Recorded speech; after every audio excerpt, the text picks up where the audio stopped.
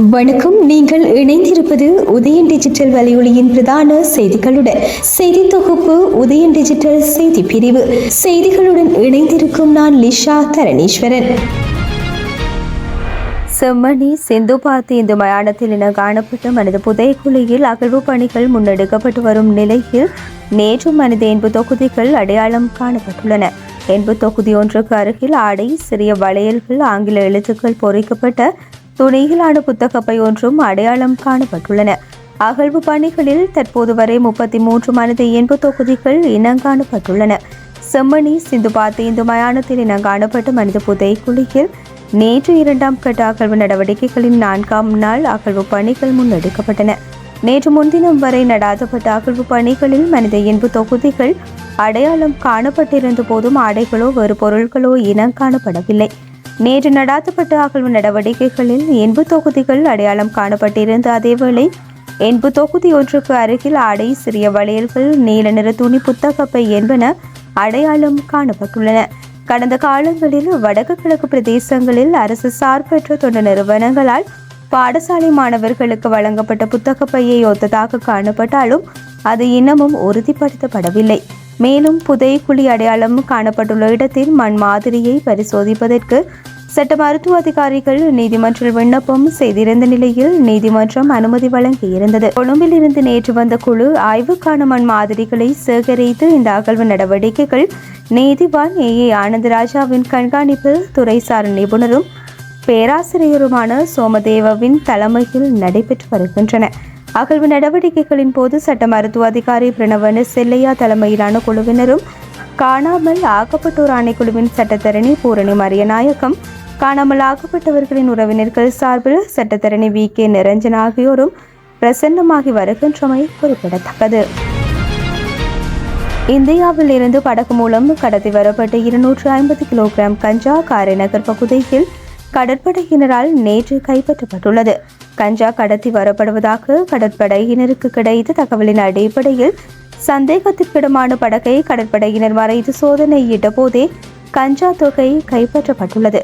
கஞ்சா கடத்தி வந்த படகில் இருந்த மூவரையும் கடற்படையினர் கைது செய்துள்ளதோடு படகும் கடற்படையினரால் கைப்பற்றப்பட்டுள்ளது.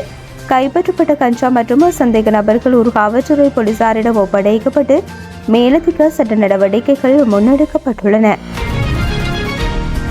இலங்கை போக்குவரத்து சபையின் வடக்கு மாகாண சாலைகளில் நடைபெறும் சட்டவிரோத அத்துமீறிய செயற்பாடுகளை நிறுத்துவதற்கு இலங்கை போக்குவரத்து சபை துறைசார் தரப்பினருக்கு உறுதி வழங்கியதன் அடிப்படையில் நாளை முன்னெடுக்கவிருந்த சேவை முடக்கல் போராட்டம் தற்காலிகமாக கைவிடப்பட்டுள்ளதாக வடக்கு மாகாண தனியார் போக்குவரத்து சேவை சங்கத்தின் தலைவர் சிவபரன் தெரிவித்துள்ளார்.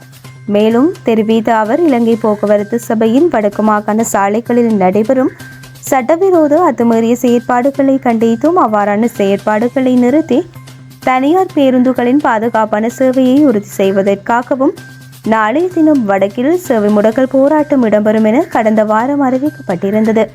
ஆனால் தற்போது இலங்கை போக்குவரத்து சபை வடக்கின் ஆளுநர் மற்றும் துறைசார் தரப்பினர் இனிவரும் காலத்தில் இவ்வாறான சம்பவங்கள் இடம்பெறாது என்று வழங்கிய உத்தரவாதத்துக்கு அமைய குறைந்த போராட்டம் தற்காலிகமாக கைவிடப்பட்டுள்ளது.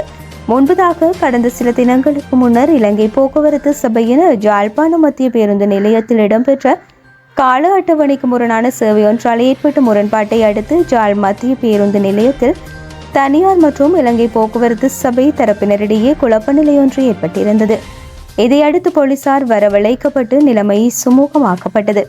ஆனாலும் இச்சட்ட விரோதம் குறித்து துறைசார் தரப்பினருக்கும் போக்குவரத்து அதிகார சபை, துறைசார் அமைச்சு, வடக்கின் ஆளுநர் ஆகியோரிடம் முறையிட்டிருந்ததுடன் போலீஸ் நிலையத்திலும் முறைப்பாடு பதிவு செய்யப்பட்டது. ஆனாலும் எந்த ஒரு தீர்வும் கிடைக்காத நிலையில் போராட்டம் முன்னெடுக்கப்பட இருந்த நிலையில் ஆளுநர், இலங்கை போக்குவரத்து சபை, போலீசார் இவ்விடயம் தொடர்பில் முன்னெடுத்த நடவடிக்கை காரணமாக இலங்கை போக்குவரத்து சபை சட்டவிரோத சேவையை இடைநிறுத்தியுள்ளதுடன் இணைந்த சேவை தொடர்பிலும் வரவுள்ள நாட்களில் இரு தரப்பினருடனும் கலந்து பேசி தீர்வை காண முயற்சிப்பதாகவும் எமக்கு உறுதி தந்துள்ளனர். இவ்வாறான நிலையில் மக்களின் இயல்பு நிலையை சீர்குலைப்பதை தவிர்க்கும் வகையில் சேவை முடக்கல் போராட்டம் தற்காலிகமாக கைவிடப்பட்டுள்ளது என்றும் வடக்கு மாகாண தனியார் போக்குவரத்து சேவை சங்கத்தின் தலைவர் தெரிவித்துள்ளார். ராஜதந்திர ரீதியிலும் சட்ட ரீதியாகவும் இலங்கைக்கு வழங்கப்பட்ட கச்சதீவு காரணத்துக்காகவும் இந்தியாவிடம் மீள கையளிக்கப்பட மாட்டாது. தமிழ்நாட்டு மீனவர்கள் இலங்கை கடற்பரப்பில் ஏற்படுத்தும் அழிவினால் எதிர்காலத்தில் பாரிய பாதிப்புகளை எதிர்கொள்ள நேரிடும் என கடற்றொழில் அமைச்சர் ராமலிங்கம் சந்திரசேகர் தெரிவித்துள்ளார். அவர் மேலும் குறிப்பிடுகையில், இந்தியாவில் தேர்தல் அண்மிக்கும் போது குறிப்பாக தமிழ்நாட்டு அரசியல்வாதிகள் கைகளில் எடுக்கும் முதலாவது ஆயுதம் கச்சத்தீவாகும். கச்சத்தீவினை இலங்கைக்கு வழங்கியது தவறு என்றும் அதனை நாம் மீள பெற்றுக் கொள்வோம் என்றும் தமிழ்நாட்டு அரசியல்வாதிகளால் பல்வேறு கருத்துக்கள் தெரிவிக்கப்படுவது வழமையான ஒன்றாகும். இது அவர்கள் தமது வாக்குகளை அதிகரித்துக் கொள்வதற்காக பயன்படுத்திக் கொள்ளும் உத்தியாகும்.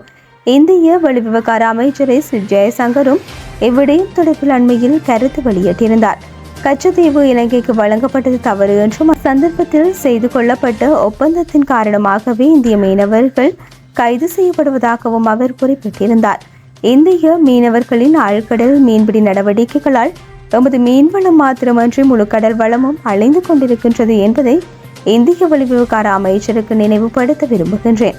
இந்த அழிவு தொடருமானால் வரும் 15 தொடக்கம் 20 ஆண்டுகளில் இலங்கையில் கடல் பாலைவனமாகும் அபாயத்தை தவிர்க்க முடியாது. தமிழ்நாட்டு அரசியல்வாதிகளின் சதித்திட்டங்களுக்கு ஒத்துழைப்பு வழங்க வேண்டாம் என ஜெய்சங்கரிடம் கேட்டுக்கொள்கின்றோம். சர்வதேச சட்டத்துக்கு அமைய சட்ட ரீதியாக ஜனநாயகமான முறையிலேயே நாம் கச்சத்தீவினை பெற்றுக்கொண்டோம். எனவே அதனை மீண்டும் வேறொருவரும் கையகப்படுத்துவதற்கு இடமளிக்கப்பட மாட்டாது. நாம் இது குறித்து இந்திய மத்திய அரசாங்கத்திடமும் தமிழ்நாட்டு அரசாங்கத்திடமும் பேச்சுவார்த்தைகளை முன்னெடுத்திருக்கின்றோம். எனவே இந்த பிரச்சினை தொடர்வதற்கு இடம் அளிக்கப்பட மாட்டாது என்றார்.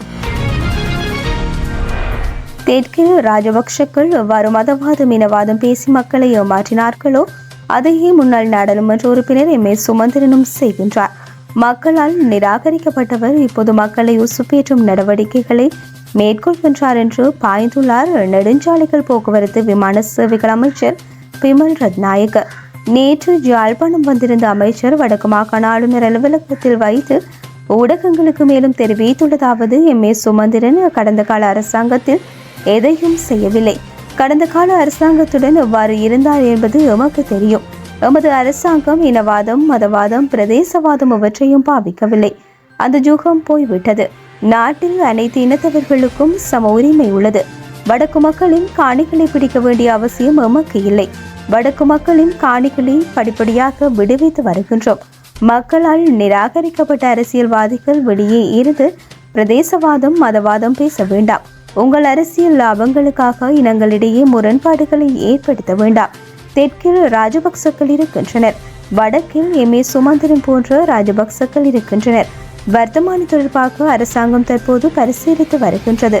தற்போது கூகுள் மேப் மூலம் வனஜீவராசிகள் திணைக்களத்துக்குரிய இடங்களை அடையாளப்படுத்தும் நடவடிக்கைகள் முன்னெடுக்கப்படுகின்றன. நீதிக்கு விரோதமாக கைப்பற்றப்பட்ட இடங்களை மீளவும் மக்களிடம் வழங்க அரசாங்கம் நடவடிக்கை எடுக்கும். விடயத்துக்கு பொறுப்பான அமைச்சர் முல்லைத்தீவுக்கு சென்று காணி பிரச்சினை தொடர்பாக ஆராய்ந்து வருகின்றார். மக்களின் காணிகளை பிடித்து வைத்து மக்களின் எதிர்ப்பை சம்பாதிக்க நாம் விரும்பவில்லை. காணிகளை மீள வழங்க அரசாங்கம் நடவடிக்கை எடுக்கும் என்றார். வடக்கில் காணிகளை சுவீகரிக்கும் வகையில் அரசாங்கத்தால் வெளியிடப்பட்ட வர்த்தமானியை இடைநிறுத்தி உயர் நீதிமன்றம் இடைக்கால உத்தரவு பிறப்பித்துள்ளது. இந்த வர்த்தமானிக்கு எதிராக உயர் நீதிமன்றில் ஜனாதிபதி சட்டத்தரணி எம். ஏ. சுமந்திரன் மனு தாக்கல் செய்திருந்தார். அந்த மனு விசாரணைக்கு எடுக்கப்பட்ட போதே வர்த்தமானியை இடைநிறுத்தி உயர் நீதிமன்ற இடைக்கால உத்தரவு பிறப்பித்துள்ளது. உள்ளூராட்சி மன்றங்களில் ஆட்சி அமைக்கும் செயற்பாடுகளில் இந்த அரசாங்கத்தில் போர்த்தியுள்ள போர்வை நீக்கப்பட்டுள்ளது. தம்மை ஜனநாயகவாதிகள் என கூறிக்கொள்பவர்கள் எவ்வாறு சர்வாதிகாரமாக ஆட்சி அமைக்கின்றனர் என்பதும் வெளிப்படுத்தப்பட்டுள்ளதாக ஐக்கிய மக்கள் சக்தியின் நாடாளுமன்ற உறுப்பினர் அஜித் பி. பெரேரா தெரிவித்துள்ளார். களுத்துறை பிரதேசத்தில் நேற்று ஊடகங்களுக்கு கருத்து வெளியிடும் போது இதனை தெரிவித்த அவர் மேலும் தெரிவிக்கையில், பொது நிதியை பயன்படுத்தி ஊழல் மோசடிகளில் ஈடுபட்டவர்களுக்கு எதிரான சட்ட நடவடிக்கைகளை நல்லாட்சி அரசாங்கமே முன்னெடுத்தது. அதற்கான தீர்ப்புகளே தற்போது கிடைத்துக் கொண்டிருக்கின்றன. இது மிகவும் மகிழ்ச்சி அளிக்கின்றது. ஊழல் மோசடிகளில் ஈடுபட்டோருக்கு எதிராக யார் நடவடிக்கை எடுத்தாலும் அவர்களுக்கு எவ்வித பேதமும் என்று ஒத்துழைப்புகளை வழங்க நாம் தயாராக உள்ளோம். இவை மாத்திரமின்றி இதுவரையில் ஆரம்பிக்கப்படாமல் உள்ள விசாரணைகளை ஆரம்பிப்பதற்கான நடவடிக்கைகளையும் முன்னெடுக்குமாறு உரிய தரப்பினரிடம் கேட்டுக்கொள்கின்றோம். ஆனால் தற்போது அரசு அதிகாரிகள் பலரும் அரசாங்கத்துக்கு சார்பாக செயற்பட்டு ஜனநாயகத்தை மீறுகின்றனர். குறிப்பாக மேல் மாகாண ஆணையாளர் பகிரங்கமாக உள்ளூராட்சி மன்றங்களில் சர்வாதிகாரமாக செயற்பட்டுக் கொண்டிருக்கின்றார். உள்ளூராட்சி மன்றங்களில் ஆட்சி அமைக்கும் செயற்பாடுகளில் இந்த அரசாங்கத்தில் போர்த்தியுள்ள போர்வை நீக்கப்பட்டுள்ளது. தம்மை ஜனநாயகவாதிகள் என கூறிக்கொள்பவர்கள் எவ்வாறு சர்வாதிகாரமாக ஆட்சி அமைக்கின்றனர் என்பதும் வெளிப்படுத்தப்பட்டுள்ளது. ஊழல் மோசடியாளர்கள் என தம்மால் விமர்சிக்கப்பட்டவர்களுடனேயே கூட்டணி அமைக்கும் நிலைமைக்கும் தள்ளப்பட்டுள்ளனர். வெலிகம பிரதேச சபையில் திட்டமிட்ட நாடகம் அரங்கேற்றப்பட்டிருக்கின்றது. அங்கு எதிர்க்கட்சிகளுக்கு பெரும்பான்மை காணப்படுவதால் வாக்கெடுப்பினை தாமதப்படுத்துவதற்காக இவ்வாறான நாடகம் அரங்கேற்றப்பட்டிருக்கின்றது. அதிகார மோகம் அரசாங்கத்தை இந்த நிலைமைக்கு தள்ளியுள்ளது. இந்த அரசாங்கத்திடமிருந்து மக்கள் இதை எதிர்பார்க்கவில்லை என்றார். டெங்கு மற்றும் சிக்கின்குனியா நோய் பரவலை கட்டுப்படுத்தும் வகையில் இன்று முதல் எதிர்வரும் 6ஆம் தேதி வரை டெங்கு ஒழிப்பு வாரம் நடைமுறைப்படுத்தப்பட உள்ளது. 16 மாவட்டங்களை இலக்காக கொண்டு இந்த வேலை திட்டம் முன்னெடுக்கப்படும் என சுகாதார பணிப்பாளர் நாயகம் மருத்துவர் அசேல குணவர்த்தன தெரிவித்துள்ளார். இந்த ஆண்டில் இதுவரையான காலப்பகுதியில் 27,932 பேர் டெங்கு காய்ச்சலினால் பாதிக்கப்பட்டுள்ளதுடன் குறைந்த காலப்பகுதியில் 16 பேர் டெங்கு காய்ச்சலினால் உயிரிழந்துள்ளமை சுட்டிக்காட்டத்தக்கது. இத்துடன் உதயம் டிஜிட்டல் வலையொலியின் இரவு நேர பிரதான செய்திகள் நிறைவடைகின்றன. தொடர்ந்தும் நாளை காலை நேர பிரதான செய்திகளுடன் இணைந்திருங்கள். வணக்கம்.